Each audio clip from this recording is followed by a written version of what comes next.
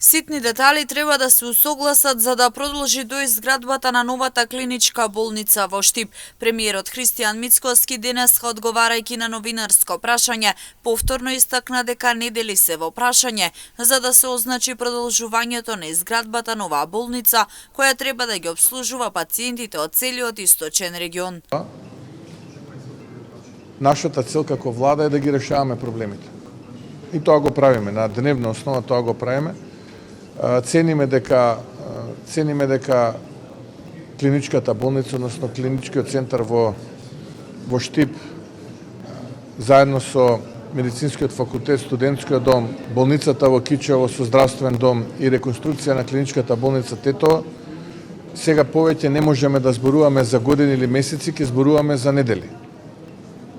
Од почетокот на нивната реализација, бидејќи остануваат уште некои ситни детали кои што треба да се доусогласат со нашите сега веќе стратешки партнери од Обединетото кралство. Тоа се добри вести за граѓаните и очекувам овој проект позитивно да заврши со убави резултати, а следен чекор да биде овој голем клинички центар за кој што вие зборувавте.